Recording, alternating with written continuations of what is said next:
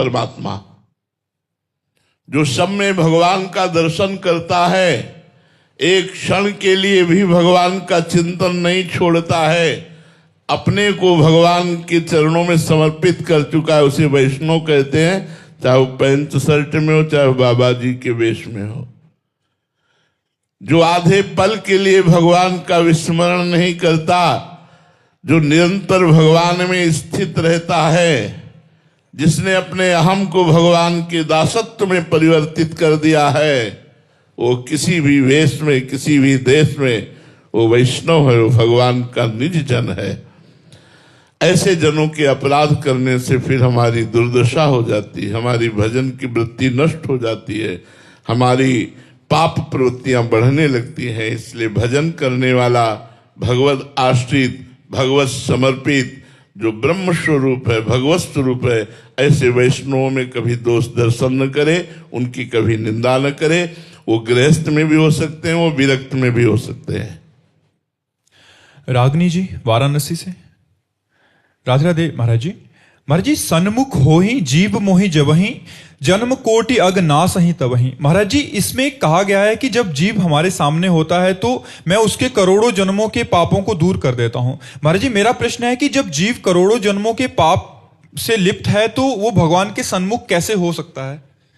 ये सन्मुखता कैसे प्राप्त होती है? संतों के संग से, भगवान की कृपा से संत संग प्राप्त होता है। संत संग से जो हमारा इंद्रियों के भोगों में सुख है, ऐसी बुद्धि, परिवार से ममता, शरीर में अहमता, ये सब सत्संग से जब दूर होती है तब उसे भगवान की सन्मुखता प्राप्त होती है।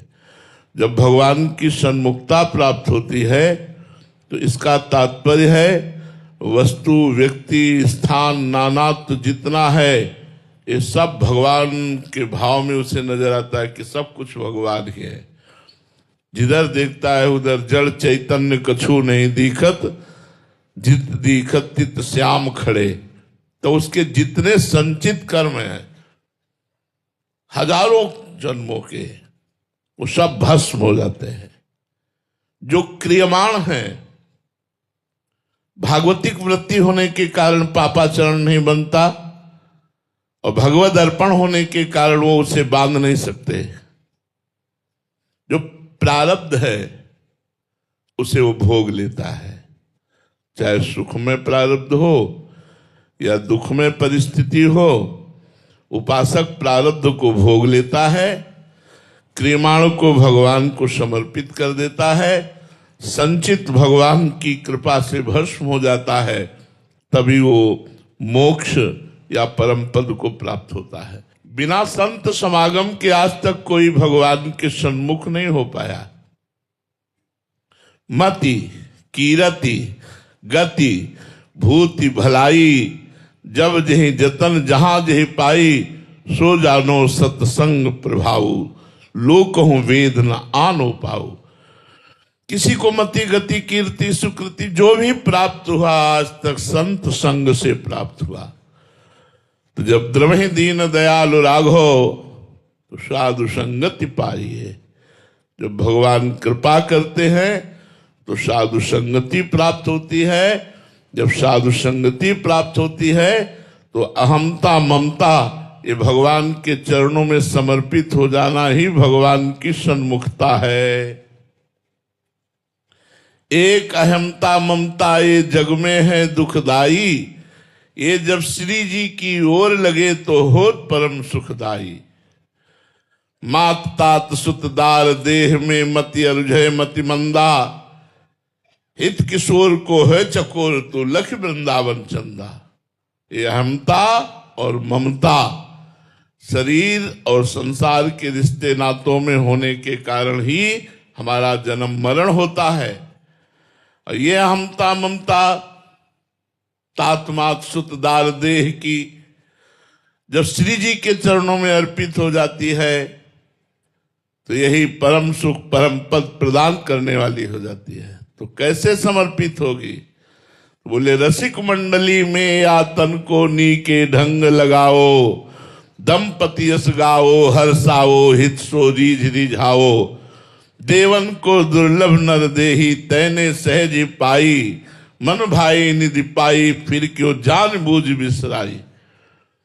खूब भगवत प्रेमी महात्माओं का संग करो, भगवान की लीलाओं का गायन करो, भगवान की लीलाओं का श्रवण करो, भगवत सेवा परायण रहो। ये मनुष्य जीवन देवताओं को भी दुर्लभ है, इससे परम पद की प्राप्ति की जाए।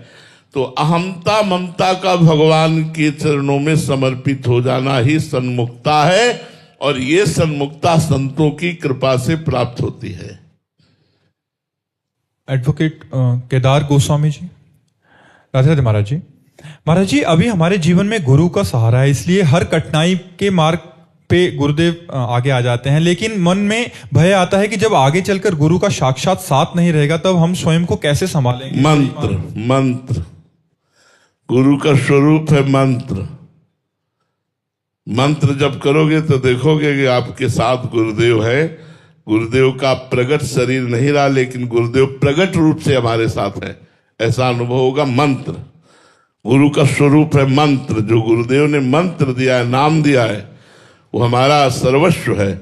उसी के जप से हम प्रकट गुरुदेव से लाभ ले सकते हैं, और उसी के जप से प्रकट गुरुदेव जब अंतर्ध्यान हो जाते हैं तब भी शासन और लाभ दोनों हमें गुरुदेव से मिलते हैं, क्योंकि हमारे साथ उनका दिया हुआ मंत्र है, उनका दिया हुआ नाम है। विजयता चौहान जी, नई दिल्ली से। राधे राधे महाराज जी।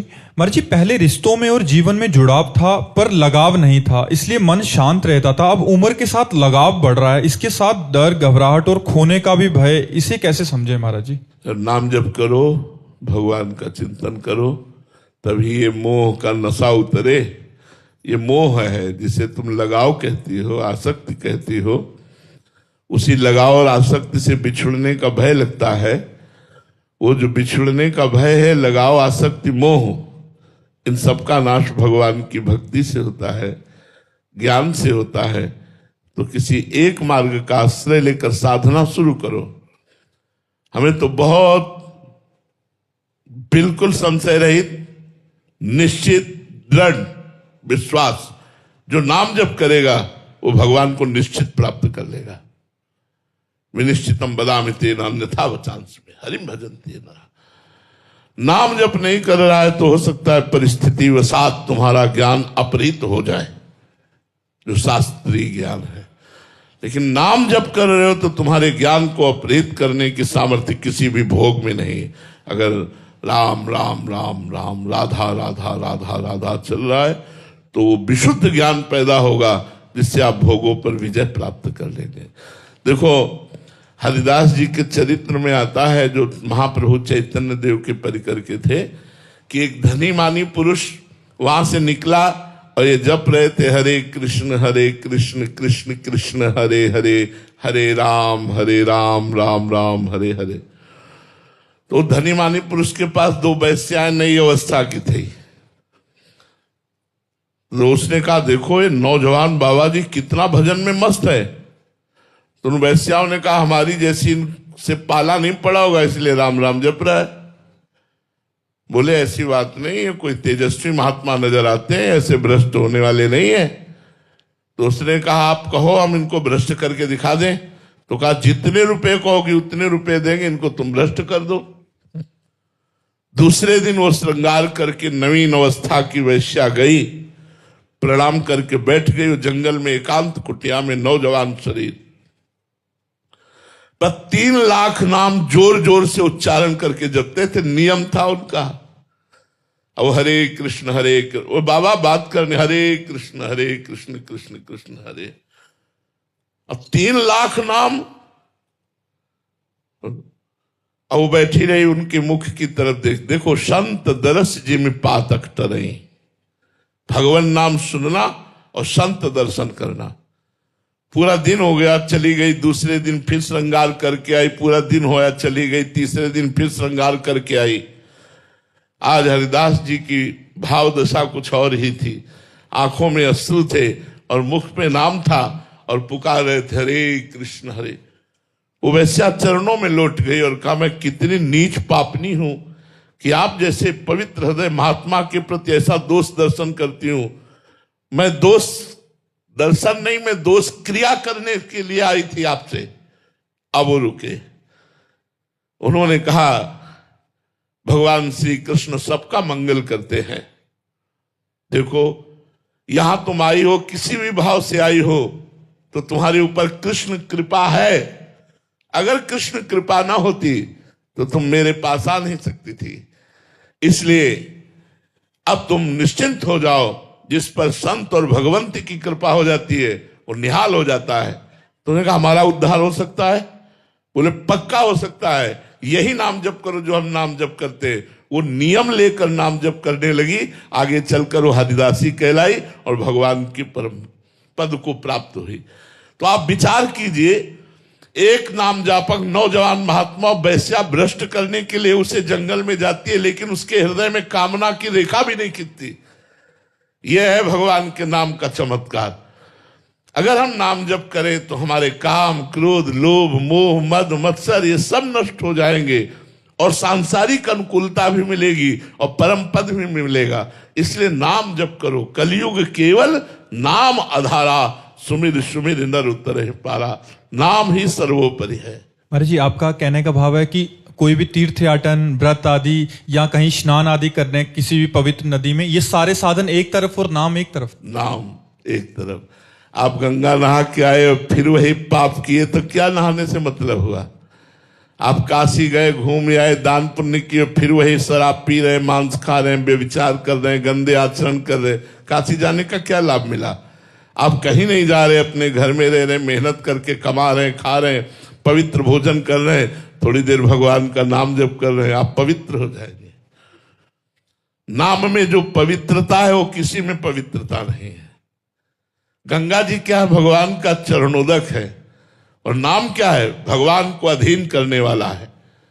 सुमिर पवन सुत पावन नामू, अपने बस कर राखे रामू। सर्वलोक स्वतंत्र परम निरंकुश भगवान को वश में कर ले। ये भगवान के नाम का चमत्कार। अगर नाम जप है तो गंगा गया, काशी तीर्थ आदि जाओ चाहे ना जाओ, नहाओ चाहे ना नहाओ, अपवित्र पवित्रो वा सर्वावस्थांगतो विवाह या स्मरेत पुंडरी काक्षम स्वायाभ्यंतरा शुचि। वो बाह्य और अभ्यंतर से परम पवित्र हो जाएगा जो कमल नयन अरविंदाक्ष भगवान श्री हरि का नाम जप करेगा। नाम जप से बढ़कर कोई दान नहीं, पुण्य नहीं, स्नान नहीं, कोई तीर्थ नहीं। नाम से बढ़कर कोई।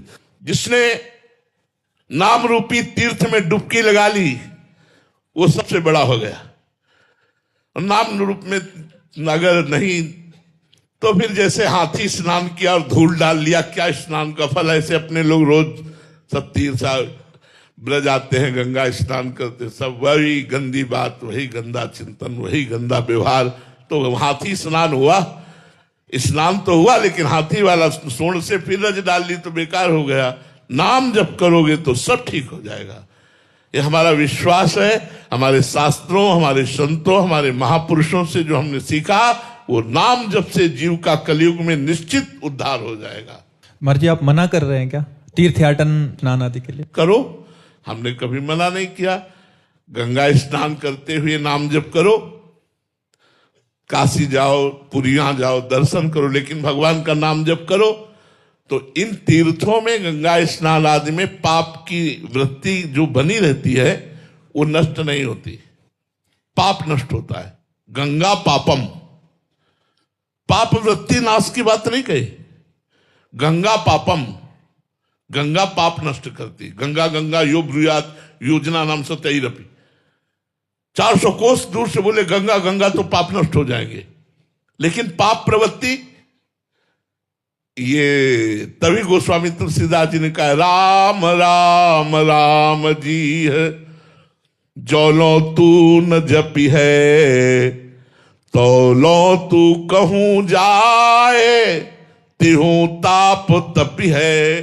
सुरसरी तीर, गंगा के सुरसरी तीर बिन नीर दुख पाई है, सुर तरु तरे तो ही दारिद सताई है। गोस्वामी जी तो स्पष्ट वर्णन कर रहे, गंगा के किनारे प्यासे मरेगा, अगर राम राम जपेगा नहीं तो। कल्पतरु के नीचे तुझे दरिद्रता सताएगी, सोवत जागत सपने न सुख पाई है। जुग जुग जन्म जन्म हमारा व्यर्थ चला जाएगा। छुटबे के जतन विशेष बांधे जाएगो, वह विष भोजन जो सुदा सा खाएगो। यदि भजन नहीं तो सब बेकार, भजन है तो कुछ ना करो सब ठीक हो जाएगा। नाम जप करो, खूब नाम जप, इसमें पैसा नहीं लगता। काउंटर ले लो, राधा राधा राम राम कृष्ण कृष्ण हरि हरि, जो नाम प्रिय हो वो खूब नाम जप करो। जी नीरज जी भरतपुर से, राधे राधे महाराज जी। महाराज जी, अब कछु नाथ न चाहिए मोरे, दीन दयाल अनुग्रह तोरे। जही विधि होई नाथ हित मोरा, करहूं सो वेगी दास मैं तोरा। महाराज जी, ये भाव, ये स्थिति हृदय में कब दृढ़ होती है? जब भजन निरंतर होने लगता है। अभ्यास योग युक्तेन चेतसा नान्य गामिना, जब निरंतर भजन होता है तब ऐसी स्थिति आ जाती है। इतना हृदय में आनंद होता है कि अब कछुनाथ न चाहिए मोरे। जब केवट भगवान के चरणों का स्पर्श प्राप्त करता है तो उसे अत्यंत आनंद प्राप्त होता है। उसी आनंद की स्थिति में कहता है, अब कछुनाथ न चाहिए मोरे, दीन दयाल अनुग्रह तोरे। नाथ मुझे अब नहीं चाहिए, मिल गया, क्या आनंद, अति आनंद उमग अनुरागा, चरण सरोज पखारन लगा। भगवान के चरणों को पखार रहा है, अद्भुत आनंद प्राप्त हो रहा है। तो जो निरंतर भजन में तन्मय है, भगवदानंद में डूबा है, उसी का हृदय कह सकता है, अब कछुनाथ न चाहिए मोरे। नहीं तो चाहिए चाहिए, ये चाहिए वो चाहिए, ये चाह बनी रही तो फिर फायदा क्या। भजन का तो मतलब है चाह मिट जाना। चाह मिट्टी चिंता मिट्टी मनुआ बेपरवाह, जिनको कछु न चाहिए वो साहन के साह। चाह मिटाना ही भजन का लक्षण है। पारस भारद्वाज जी सहारनपुर से, राधे राधे महाराज जी। महाराज जी, आपके चरणों में कोटि कोटि प्रणाम। महाराज जी, कृष्णम वंदे जगत गुरुम। महाराज जी, जब प्रभु से बड़ा कोई ज्ञान देने वाला नहीं है तो फिर गुरु बनाना क्यों आवश्यक है? क्या बिना गुरु बनाए किसी का कल्याण नहीं हो सकता? क्या भगवान श्री कृष्ण ने गुरु नहीं बनाया? क्यों भैया, आपने श्री कृष्ण के विषय में जानकारी की, श्री कृष्ण ने गुरु बनाया किसको? संदीपनी जी को। जिनकी श्वासों से वेदों का प्रादुर्भाव हुआ वो भगवान है।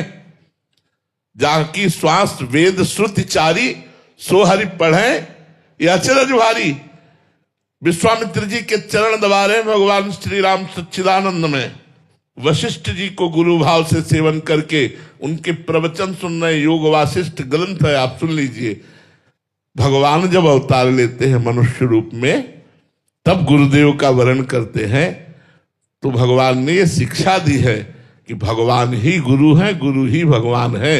हम गुरुदेव भगवान के चरणों का आश्रय लेकर भजन करें, तभी हम इस भवसागर से मुक्त हो सकते हैं। अन्यथा हमें पता नहीं है कि कैसे मुक्त होना है, तो पूछ पूछ के तो नहीं होगा।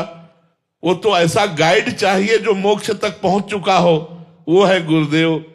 तो इसीलिए ध्यान मूलम गुरु मूर्ति, पूजा मूलम गुरु पदम, मंत्र मूलम गुरु वाक्यम, मोक्ष मूलम गुरु कृपा। बिना गुरु कृपा के इस भव समुद्र से नहीं तरा जा सकता। चाहे शिव विरंच सम होई, गुरु बिनु भवनिधि तरी न कोई। इसलिए भाई मेरी तो सलाह है और मेरी जानकारी है जितनी, उसमें गुरु कृपा के बिना जीव का उद्धार नहीं हो सकता। गुरु कृपा अत्यंत आवश्यक है। अंशुल खत्री जी लखनऊ से, राधे राधे महाराज जी। गुरुदेव, आपने कहा है कि नाम जप करने पर व्यक्ति के पाप कर्म सामने आकर भोगने पड़ते हैं। मैं भी श्रद्धा से नाम जप कर रहा हूं, पर मन में ये शंका आती है कि इन कष्टों का अंत इसी जन्म में हो जाएगा ना? हो जाएगा, थोड़ा थोड़ा भुगा के हो जाएगा, हो जाएगा। बचपन से हम इसी बात का अनुभव कर रहे हैं। जिसका अंतिम जन्म होता है, चाहे वो राष्ट्र प्रेमी हो चाहे वो भगवत प्रेमी हो, दोनों का परम कल्याण होगा। जो राष्ट्र को भगवान मान करके अपने प्राणों को न्यौछावर करते हैं वो, और जो भगवान के नाम में साधना करते हैं वो, ये निश्चित परम कल्याण को प्राप्त होंगे, इसमें कोई संशय नहीं है। हमें नाम जप करते रहना चाहिए और आए हुए दुख को भोगते रहना चाहिए। प्रेमी दुख की परवाह नहीं करते यार।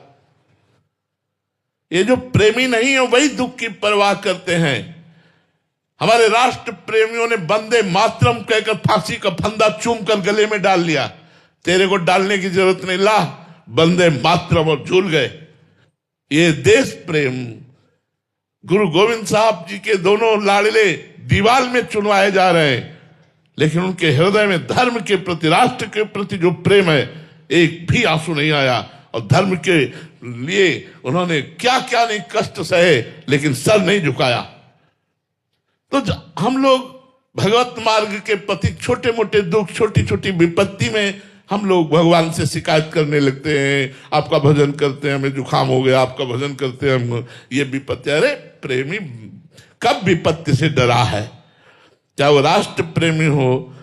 देखो ये हमारे आर्मी के जवान क्या जानते नहीं है कि एक अगला मिनट हो सकता है जिसमें हमारी खोपड़ी उड़ जाए। बॉर्डर पर टहलने कौन कहां निशाना लगा के कब उड़ा दे, लेकिन छाती चौड़ी करके, भयभीत होके नहीं, छाती चौड़ी करके अंतिम श्वास तक दुश्मन को गोली मारने का उत्साह रखते हैं। जिन प्राणों को आप लोग इतना प्यार करते हैं, उन प्राणों को ये फूल की तरह तिरंगे पर चढ़ाए हुए घूम रहे हैं। यह है राष्ट्र प्रेमी। जानते हैं किसी भी समय गोली आकर सीना पार कर सकती है। इसलिए हम दुखों से घबराए नहीं, हम दुखों को गले लगाएं।